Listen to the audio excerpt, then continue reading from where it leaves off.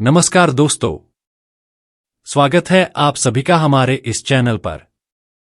दोस्तों, अगर आप जीवन में कुछ नया सीखना चाहते हैं तो इस चैनल को सब्सक्राइब जरूर करें। श्री शिवाय नमस्तुभ्यम। हर हर महादेव। देखिए, आप सभी जानते हैं कि आषाढ़ मास के बहुत ही पवित्र दिन चल रहे हैं और पूज्य गुरुजी के अनुसार अगर आपके शरीर में कोई बीमारी हो चुकी है, कोई भारी रोग हो चुका है, डॉक्टरों को दिखा कर दवाएं खा कर आप परेशान हो चुके हैं, लेकिन फिर भी आपके रोग में आपको आराम नहीं मिल पाई रहा है, आप रुपए पैसों के लिए बहुत ज्यादा परेशान रहते हैं, आर्थिक समस्याओं की वजह से बहुत ज्यादा परेशान रहते हैं, एक एक रुपए को खर्च करने से पहले कई बार सोचते हैं, या फिर आप अपने व्यापार में बहुत नुकसान उठा रहे हैं, व्यापार में आप सफल नहीं हो पा रहे हैं, और या फिर आपके जीवन की कोई भी ऐसी विशेष मनोकामना है जो परिपूर्ण हो ही नहीं पा रही है, तो पूज्य गुरुजी ने कहा कि इस दिन आपको सिर्फ एक ऐसा विशेष उपाय करना है जो आपकी इन सारी मनोकामना को महादेव की कृपा से बहुत ही जल्द परिपूर्ण कर देगा। तो चलिए जानते हैं इस विशेष उपाय के बारे में। लेकिन उससे पहले अगर आप भोलेनाथ जी को सच्चे दिल से मानते हो तो इस वीडियो को लाइक करें और चैनल को सब्सक्राइब करके कमेंट में हर हर महादेव जरूर लिखें। पूरे साल में हमने सिर्फ 2 बार ही ऐसा मौका मिलता है जब हम माता रानी के नवरात्रि के पवित्र दिनों में कुछ विशेष उपाय करते हैं। इस बार बुधवार के दिन पड़ रही है आषाढ़ मास की अष्टमी तिथि और पूज्य जी द्वारा बताए गए 2 ऐसे विशेष उपाय आज आपको बताए जाएंगे जो आपके जीवन में चल रही इन तमाम परेशानियों को दूर करने के लिए सबसे अचूक साबित होंगे।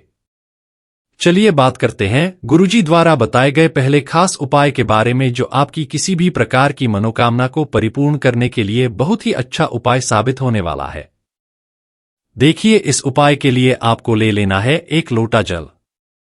लोटा तांबे का ले लीजिएगा और जल आप अपने किचन से ले लीजिएगा। फिर इसी के साथ आपको ले लेना है 1 चावल का दाना। चावल का दाना लेते समय आप ध्यान रखेंगे कि ये कहीं से भी टूटा हुआ नहीं होना चाहिए, खंडित नहीं होना चाहिए। फिर इसी के साथ आपको ले लेना है 1 बेलपत्र।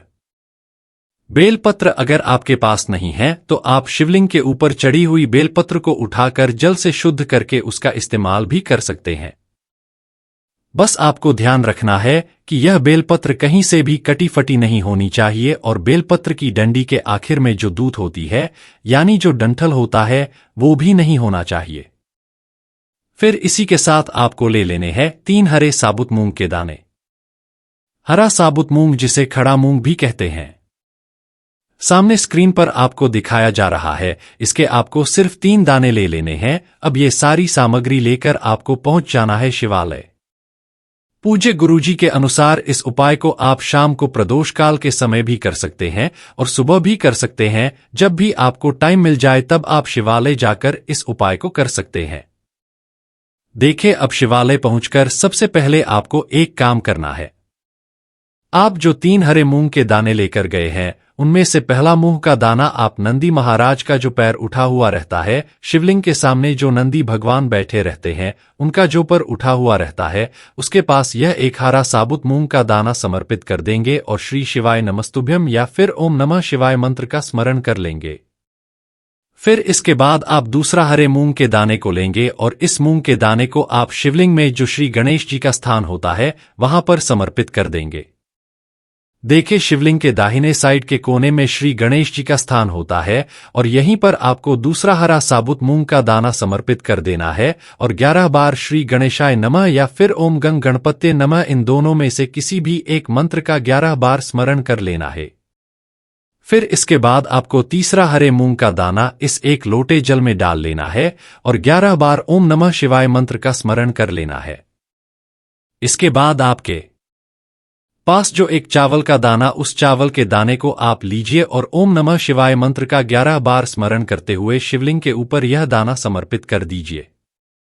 फिर आप जो बेलपत्र लेकर आए हैं उस बेलपत्र को आप अपनी हथेली में रखिए और आपकी जो भी विशेष मनोकामना है जिसके लिए आप यह उपाय कर रहे हैं उस मनोकामना का स्मरण करिए। चाहे धन से संबंधित मनोकामना हो, या फिर व्यापार से संबंधित मनोकामना हो, या फिर नौकरी से संबंधित मनोकामनाओं, या फिर मकान या विवाह से संबंधित मनोकामना, किसी भी प्रकार की मनोकामना हो तो उस मनोकामना का स्मरण करिए और महादेव से उसे पूरा करने की प्रार्थना कर लीजिए और एक बेलपत्र आप शिवलिंग के ऊपर समर्पित कर दीजिए।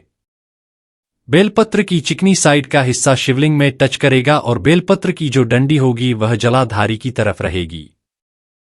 सामने आपको जैसे बेलपत्र दिखाई जा रही है, ठीक इसी प्रकार से समर्पित कर देना। फिर आपके पास वे एक लोटा जल बचा है जिसमें आपने एक हारा साबुत मूंग का दाना डाला है। उसको आप धीरे धीरे शिवलिंग के ऊपर समर्पित करते जाएंगे और कम से कम 11 बार श्री शिवाय नमस्तुभ्यम या फिर ओम नमः शिवाय, इन दोनों में से किसी भी एक मंत्र का जाप कर लेंगे। बिल्कुल धीरे धीरे जल समर्पित करते हुए आप इन दोनों में से किसी भी एक मंत्र का जाप कर लेंगे। फिर इसके बाद जल आधारित से जो जल नीचे गिर रहा है उसको आप अपने हाथ में थोड़ा सा लेकर अपने ऊपर छिड़काव कर लीजिए और महादेव से प्रार्थना करते हुए फिर वापस अपने घर आ जाइए। पूज्य गुरुजी ने कहा कि अगर इस आषाढ़ मास की अष्टमी तिथि में हम लोग बुधवार के दिन यह विशेष उपाय कर लेते हैं तो महादेव की कृपा से हमारी कोई भी मनोकामना बहुत ही शीघ्रता से परिपूर्ण हो जाती है। अब इसके बाद बात करते हैं गुरुजी द्वारा बताए गए दूसरे सबसे खास उपाय के बारे में, जो आपकी बीमारी को, आपके रोग को दूर करने के लिए सबसे अचूक उपाय है। अगर आपके शरीर में कोई भारी रोग हो गया है, कोई भारी बीमारी हो गई है, तो ये उपाय आपके लिए रामबाण साबित होने वाला है। देखें, इस उपाय के लिए भी आपको एक लोटा जल ले लेना है। तांबे के पात्र में आप जल भर लीजिए और इसी के साथ आपको ले लेना है 7 दुर्वा। दुर्वा यानी हरी घास, या अगर शिवलिंग के ऊपर चढ़ी हुई है तो को उठाकर आप जल से शुद्ध करके फिर उसका इस्तेमाल भी कर सकते हैं। और अगर शिवलिंग में नहीं चढ़ी है तो आपके घर के आसपास जो कच्ची जमीन होती है, जो पार्क होती हैं, वहां पर ये आसानी से मिल जाएगी। तो आपको सिर्फ 7 हरी दूर्वा ले लेनी है।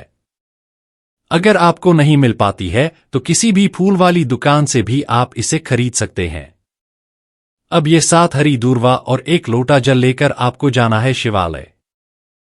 देखें, 7 दूर्वा का आप बंडल तैयार कर लेंगे, यानी इन्हें बांध लेंगे। आप सबसे पहले शिवालय पहुंचने के बाद आपको एक काम करना है, इस पूरे बंडल को शिवलिंग के ऊपर समर्पित कर दीजिए। बंडल की जो डंडे का हिस्सा होगा वो जलाधारी की तरफ रहेगा और पत्ती साइड का जो हिस्सा है वो महादेव की तरफ रहेगा। जैसे वीडियो में आपको दिखाया जा रहा है, ठीक ऐसे ही आपको यह समर्पित कर देना है और हाटकेश्वर महादेव का स्मरण कर लेना है। इसके बाद आपके पास वे एक लोटा जल है, उस जल को आप धीरे धीरे शिवलिंग के ऊपर समर्पित करते जाएंगे और लगातार हाटकेश्वर महादेव का स्मरण करते जाएंगे।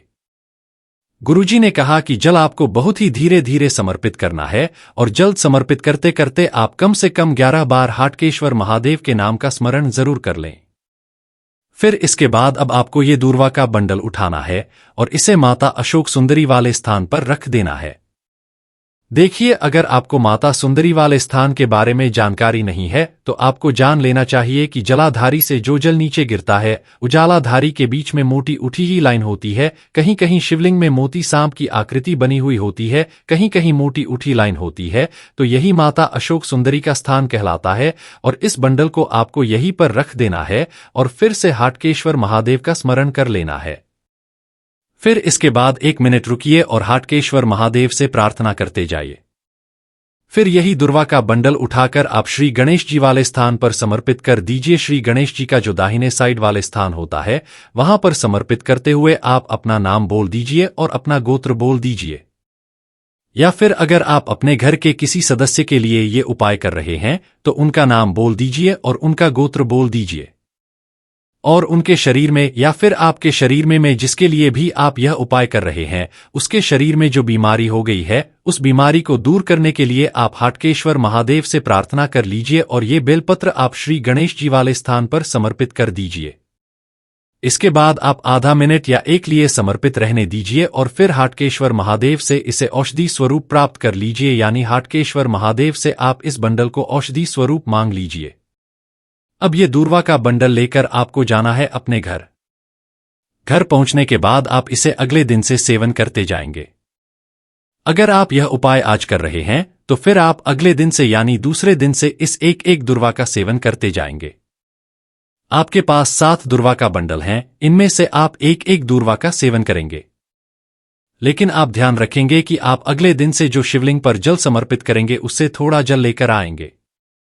आप सुबह सुबह एक दूर्वा का सेवन यानी एक दुर्वा आचमन कर लीजिए, यानी यह एक दुर्गा खा लीजिए और फिर जो आप शिवलिंग पर जल समर्पित करने जाते हैं उससे थोड़ा जल ले आइए और वो जल थोड़ा सा ग्रहण कर लीजिए।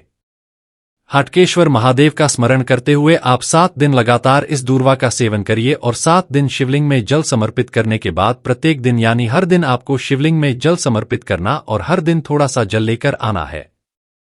पूज्य गुरुजी ने कहा कि अगर आप 7 दिन ये उपाय लगातार इस आषाढ़ मास की विशेष स्थिति में कर लेते हैं तो हमें यकीन दिलाते हैं कि आपके शरीर में चाहे जैसा रोग हो गया हो, चाहे जितनी गंभीर बीमारी हो गई हो, चाहे जितना गंभीर रोग हो गया हो, तो आपके रोग में, आपकी बीमारी में आपको निश्चित ही आराम मिलना शुरू हो जाएगा। दोस्तों, आज के लिए बस इतना ही। मिलते हैं एक और ज्ञानवर्धक वीडियो के साथ। धन्यवाद।